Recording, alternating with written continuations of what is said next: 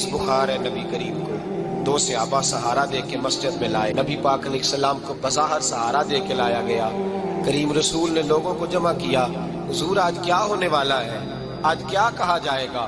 آج کس لیے میٹنگ بلائی ہے؟ نبی کریم کے کل صحابہ جب مسجد میں جمع ہوئے تو کھچا کھچ مسجد بھری ہے. مثال ظاہری سے چند یوم پہلے کی بات. نبی پاک نے فرمایا آج تمہیں کوئی جہاد کی ترغیب نہیں دینی، آج کوئی نیا پیغام نہیں دینا.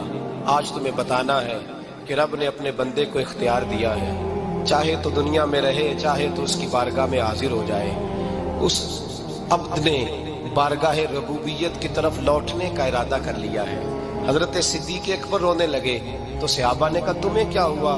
کہنے لگے سمجھ نہیں رہے، کسی کی بات نہیں کر رہے، نبی پاک تو اپنی بات فرما رہے ہیں. اس نے جانے کا ارادہ کر لیا. سنیے میرے بھائی، محبوب پاک نے فرمایا بھائی کسی شخص کو میری طرف سے کوئی تکلیف پہنچی ہو تو بدلہ لے سکتا ہے، بدلہ لے سکتا ہے. کسی کو تکلیف پہنچی، صحابہ پھوٹ کے رونے لگے. محبوبہ کرم ہی کرم ہوا ہے، رحمت ہی رحمت آئی. آپ کے بارے میں گمان کرنے والا بھی دائرہ ایمان سے نکل جائے. حضور آپ کیا فرما رہے ہیں؟ فرمایا نہیں بھائی اٹھو. پیچھے سے جناب عکاشہ بن محصن اٹھے، ہاتھ کانپتے ہیں، آگے بڑھے. کہنے لگے یا رسول اللہ، ایک جنگ کے موقع پر آپ نے درہ مارا تھا، ننگی پیٹھ پر صفیں سیدھی کراتے، بات دل میں رہ گئی ہے، میں نے بدلہ لینا ہے.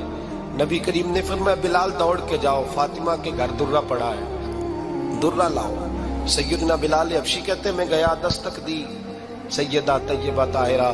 حضرت فاطمہ فرمانے لگی بلال کیسے آئے ہو؟ اماں جی وہ درہ چاہیے تھا.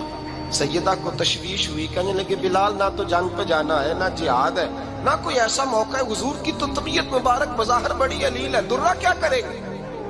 حضرت بلال عرض کرنے لگے اماں جی ایک صحابی بدلہ لینے لگے ہیں. صاحب طبقات نے جملے لکھے ہیں، کہتے ہیں بی بی صاحبہ نے درہ بھی دیا اور امام حسن حسین کو بھی باہر نکالا. فرمانے لگی عکاشہ سے کہنا 100 درے مارے. ان دو شہزادوں کے جسم پر نبی پاک کے قریب نہ جائے. میں نے 2 بچے پیدا ہی اپنے محبوب پر قربان کرنے کے لیے کیے، ان کو لے جا. حضرت بلال کہتے میں 2 شہزادے لے کے آیا، اور جب دروازے میں میں لے کے پہنچا تو نبی پاک نے دیکھا تو آنکھوں میں آنسو آ گئے. فرمایا ان کو بٹھا دو، مجھے پتا ہے فاطمہ نے کیا کہہ کے بھیجا ہے. حضرت سیدنا بلال فرماتے ہیں درہ میں نے جناب عکاشہ کو دیا. حضرت عکاشہ درہ لے کے آگے جو بڑھے تو حضرت ابوبکر صدیق نے ان کے پیروں پہ ہاتھ رکھا. فرمایا عکاشہ میری طرف آ یا مجھے مار درے، نبی پاک کے قریب نہ جا. مصطفیٰ کریم نے فرمایا ابوبکر تو ہٹ جا، اسے آنے دے.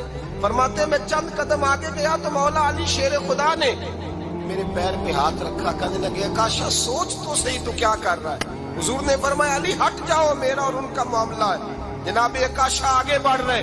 نبی کریم نے فرمایا میں اپنی امت کو درس دینا چاہتا ہوں، خبردار خبردار زندگی میں تمہارے ہاتھ سے زبان سے کسی کو تکلیف نہ پہنچنے پائے. خبردار یاد رکھنا وہ معاشرے بگڑ جاتے ہیں، وہ معاشرے تباہ کر دیے جاتے ہیں جہاں ظلم ہوتا ہے، جہاں زیادتی ہوتی ہے، جہاں لوگوں کو ستایا جاتا ہے. محبوب کریم کے قریب آئے حضرت عکاشہ کا حضور میری پیٹھ ننگی تھی، آپ بھی ذرا کپڑا ہٹائیے. نبی کریم نے پیٹھ سے کپڑا ہٹایا. جناب عکاشہ نے درہ جو اٹھایا تو صحابہ کی چیخیں نکلی.